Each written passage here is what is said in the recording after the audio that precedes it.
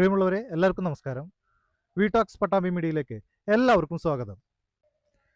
V talks Pattambi media hero of the day എന്ന ഈ പ്രോഗ്രാമിൽ ഈ എപ്പിസോഡിൽ നമ്മുടെ കൂടെ എത്തിച്ചേരുന്നത് ശിങ്കാരിമേള കലാകാരനും അഭിനേതാവും ഗായകനും കൂടിയായ സുധി വെള്ളറക്കാട് എന്ന അതുല്യ കലാകാരനാണ്. ചേട്ടാ നമസ്കാരം. നമസ്കാരം. എന്തുണ്ട് ചേട്ടൻ്റെ വിശേഷങ്ങൾ? എന്ത് വിശേഷം, കുഴപ്പമില്ല, സുഖമായിട്ട് പോകുന്നു. ഇപ്പോഴത്തെ പ്രോഗ്രാമിന്റെ പ്രാക്ടീസ് നടന്നുകൊണ്ടിരിക്കില്ലേ, അപ്പൊ അതിന്റെ തിരക്കുകളും കാര്യങ്ങളായിട്ട് നടക്കുകയാണ്. കറക്റ്റ് ചേട്ടൻ്റെ ലൊക്കേഷൻ അവിടെ വരുന്നത് വീട് ഇരിക്കുന്നത്? എന്റെ വീട് നമ്മുടെ തൃശ്ശൂർ ജില്ലയിൽ കുന്നംകുളത്ത് നിന്ന് വടക്കാഞ്ചേരി പോണ വഴി വെള്ളറക്കാട്. ചെണ്ടൊക്കെ ഉണ്ടാകേണ്ട സ്ഥലം പറഞ്ഞറിയാൻ പറ്റും. വേൾഡ് ഫേമസ് അല്ലേ? കൊല്ലമ്പടി എന്നാണ് കറക്റ്റ് പ്രോപ്പർ പ്ലേസ്. കൊല്ലമ്പടിയാണ്.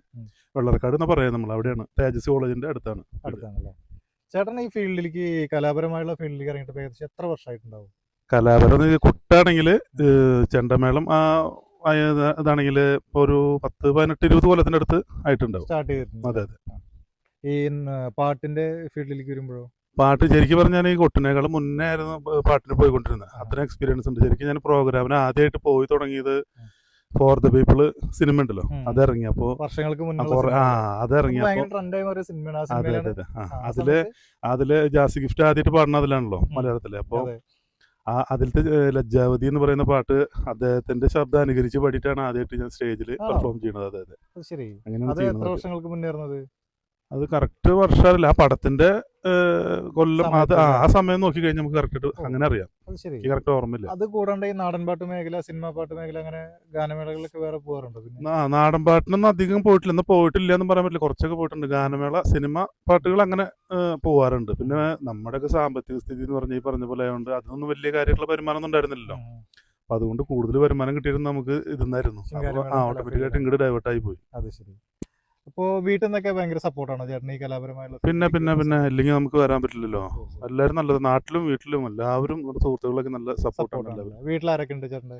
വീട്ടില് ഇപ്പൊ എന്റെ കല്യാണം കഴിഞ്ഞിട്ട് ഒരു കൊല്ലായി.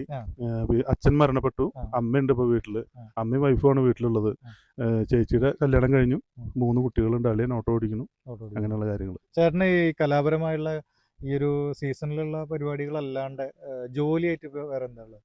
ജോലി നമ്മുടെ പെയിന്റിങ്, പോളിഷ് വർക്ക്, പിന്നെ കാട് വെട്ട് എന്ന് പറഞ്ഞൊരു മെഷീൻ കണ്ടിട്ടുണ്ട്, അത് മേടിച്ചിട്ടുണ്ട്. അപ്പോൾ അതിന് പോവും. അങ്ങനെ ഒരു ഇതെല്ലാ വർക്കിനും പോകും. മിമിക്രി രംഗത്തും ചേട്ടൻ ആക്റ്റീവ് ആണോ?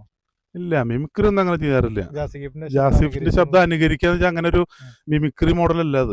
എന്റെ ശബ്ദത്തിൽ ഈ പറഞ്ഞ പോലെ മൈക്കിൽ പാടുമ്പോൾ അതിന്റെ ഈ ടെക്നിക്കലായിട്ടുള്ള സാധനങ്ങളൊക്കെ ആക്കി വെക്കുമ്പോൾ ബാസ് കയറ്റി വെച്ച് അങ്ങനെ കഴിയുമ്പോൾ ജാസിഫിന്റെ ടോണിലേക്ക് വരും. നമുക്ക് ജസ്റ്റ് ഒന്ന് ട്രൈ ചെയ്യാൻ പറ്റുമോ? നമുക്ക് ആ വോയിസ് ഒന്ന് ജനങ്ങൾക്ക് വേണ്ടിയിട്ട്. അത് ഈ മൈക്കിൽ പാടുമ്പോൾ എനിക്ക് തോന്നിയിട്ടുള്ള, കൂട്ടുകാരൻ പറഞ്ഞിട്ടുള്ള, മൈക്കിൽ പാടുമ്പോൾ നല്ല സിമിലാരിറ്റി തോന്നിയിട്ടുണ്ട് എന്ന് പറഞ്ഞിട്ടുണ്ട്. ഈ മാർക്കോസിന്റെ സൗണ്ട് ഞാനിപ്പോ ഉദാഹരണം പറഞ്ഞാല് അതിന് വലിയൊരു അംഗീകാരം എന്ന് പറയുന്നത് എനിക്ക് തോന്നിയിട്ടുള്ളത് നമ്മുടെ പഴൂര് എന്ന് പറഞ്ഞൊരു അവിടെ ഒരു അയ്യപ്പന്റെ അമ്പലമുണ്ട്. അവിടെ അമ്പലത്തിൽ ഉത്സവത്തിന് എൻ്റെ ടീമിന്റെ ആയിരുന്നു ഗാനമേള ഉണ്ടായിരുന്നു. അപ്പൊ അവിടെ അമ്പലത്തില് ഞാൻ ഈ മാർക്കോസിന്റെ ടോണാണ് എന്നറിയുന്ന കുറച്ച് സുഹൃത്തുക്കളെ പരിസരത്തുണ്ട്. അവര് പറഞ്ഞിട്ട് അവിടെ ഇസ്രായേൽ നാഥനൊക്കെ പാടി അമ്പലത്തില്. അത് ഭയങ്കര ഇതൊക്കെയായിരുന്നു. നോട്ടുമാല തരല്, അങ്ങനെ വലിയൊരു അംഗീകാരം കിട്ടിയിട്ടുണ്ട് അവിടെ, നാട്ടിൽ നിന്ന് കിട്ടിയിട്ടുണ്ട്.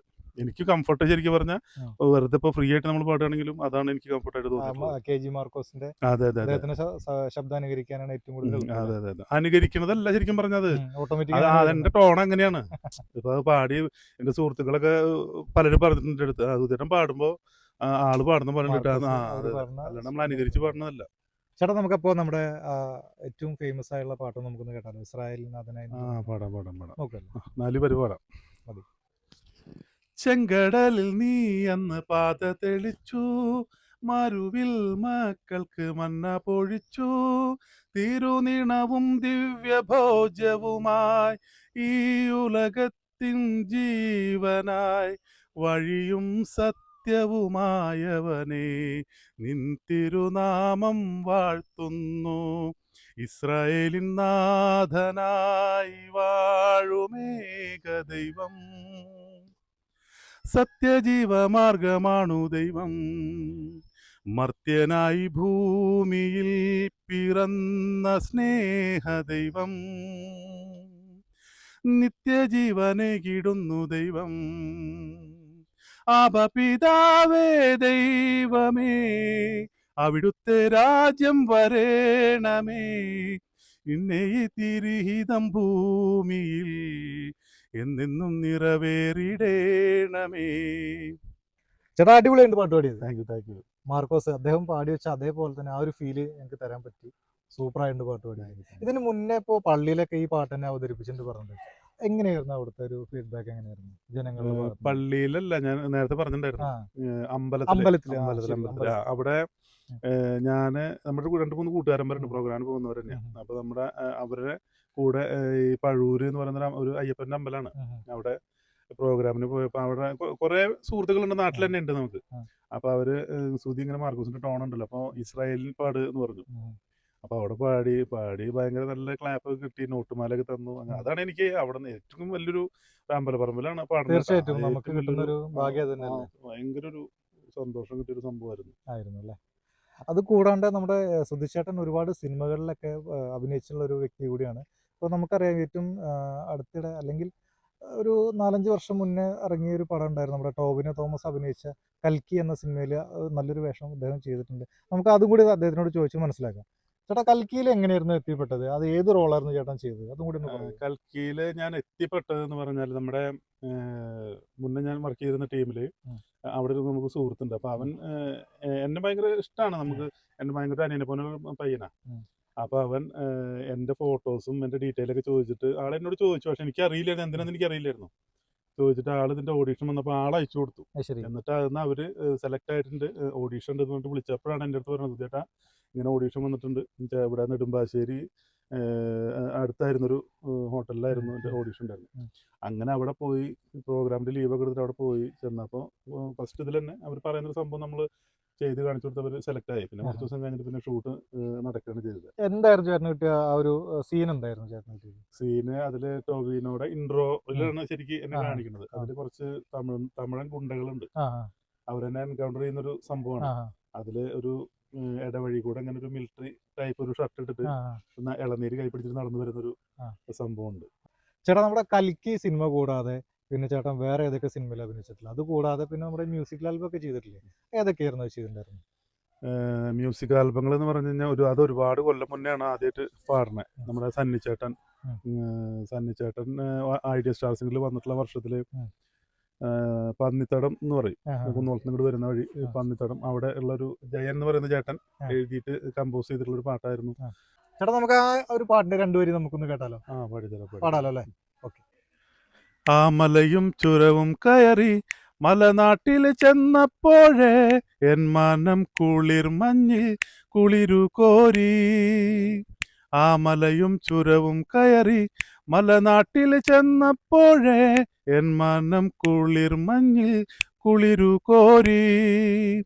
കാലത്ത് നേരത്ത് ഞാന് മഞ്ഞുമൂടിയ നേരത്ത് പോകുമ്പോ, കാലത്ത് നേരത്ത് ഞാന് മഞ്ഞുമൂടിയ നേരത്ത് പോകുമ്പോ പൂനീല ഉദിച്ചതുപോലെ സിന്ദൂര പൊട്ടും തൊട്ട് ഒരു നല്ല പെണ്ണിനെ കണ്ടു ഞാൻ. പതിവായി ചന്തുള്ള പെണ്ണിനെ കണ്ടു ഞാൻ. ആ മലയും ചുരവും കയറി മലനാട്ടിൽ ചെന്നപ്പോഴേ എൻ മനം കുളിർ മഞ്ഞിൽ കുളിരു കോരി. ചേട്ടാ, അടിപൊളിട്ടാ. Thank you. എന്ത് രസമായിട്ട് പാടണേ. എങ്ങനെ ഇത് പാടാൻ അങ്ങനെ കഴിയുന്നത്? വീട്ടിലാരെങ്കിലും പാടുന്ന? എൻ്റെ അച്ഛൻ പാടാറുണ്ടായിരുന്നു. പാടാറുണ്ടായിരുന്നല്ലേ? വളരെ ഭംഗിയായിട്ട് നമുക്ക് ആ പാട്ട് ആസ്വദിക്കാനും ഭയങ്കര രസമുണ്ട് കേൾക്കുമ്പോൾ കേട്ടോ. പിന്നെ അതുപോലെ തന്നെ ചേട്ടൻ ഈ ഒരു നാടൻ പാട്ട് മേഖല അല്ലാണ്ട് ഇപ്പോൾ ശിങ്കാരിമേളം കുട്ടുന്നൊരു കലാകാരനും കൂടി എന്ന് പറഞ്ഞു. ഏത് ടീമിലാണ് ഇപ്പോൾ വർക്ക് ചെയ്യുന്നത് ശിങ്കാരിമേളത്തിൽ? ഇപ്പോൾ നമ്മൾ പുതിയതായിട്ട് തുടങ്ങിയിട്ടുള്ള ഗൗര കലാസമിതി കുന്നംകുളം ഞങ്ങൾ കുറച്ച് പിള്ളേരെല്ലാവരും കൂടെ ചേർന്നിട്ട് തുടങ്ങിയിട്ടുള്ള ടീമാണ്. അതെ. എങ്ങനെ പോകുന്നു ഗൗര കലാസമിതിയുടെ വിശേഷങ്ങൾ? പ്രാക്ടീസ് നടന്നുകൊണ്ടിരിക്കുകയാണ്, ഗംഭീരമായിട്ട് പ്രാക്ടീസ് നടക്കുന്നുണ്ട്. ഇപ്പോൾ ഒരു 1.5 മാസമായിട്ട് കണ്ടിന്യൂസ് ആയിട്ട് പ്രാക്ടീസ് നടന്നുകൊണ്ടിരിക്കുകയാണ്. നമ്മുടെ ഓണല്ലേ, ഓണം വരില്ലേ, അതിന്റെ പ്രാക്ടീസ് നടന്നുകൊണ്ടിരിക്കുകയാണ്. അതിന്റെ പരിപാടികളൊക്കെ ബുക്കിംഗ് ആയിട്ടുണ്ടോ? പിന്നെ ഈ ഓണത്തിന് ഒരു 8-10 പ്രോഗ്രാം ഉണ്ട്. നമ്മൾ സ്റ്റാർട്ടിംഗ് എന്നുള്ള രീതിയിൽ അത് നോക്കുമ്പോൾ വലിയ കാര്യമാണ്. അതെ, അങ്ങനെ എഴുതിയിട്ടുണ്ട്. അപ്പോൾ 27-ാം തീയതി നമ്മൾ സ്റ്റാർട്ട് ചെയ്യും. ഇന്നിപ്പോ പ്രോഗ്രാം ഒരെണ്ണുണ്ട്, വൈകിട്ട് ഉണ്ട് പ്രോഗ്രാം ഉണ്ടല്ലേ. ചേട്ടൻ ഈ ശിങ്കാരിമേളം കലാഫീൽഡിൽ വന്നിട്ട് ഇപ്പോൾ ഏകദേശം എത്ര വർഷമായിട്ടുണ്ടാവും? ശരിക്കും പറഞ്ഞൊരു 10-18 കൊല്ലത്തിന്റെ മുകളിലായിട്ടുണ്ട്. ഇനിയിപ്പോ ഒരു പാട്ടിന്റെ ഫീൽഡിലേക്ക് ചേട്ടന് ആരെങ്കിലൊക്കെ ക്ഷണിക്കുകയാണെങ്കിൽ വിളിക്കുകയാണെങ്കിൽ ചേട്ടൻ പോവോ?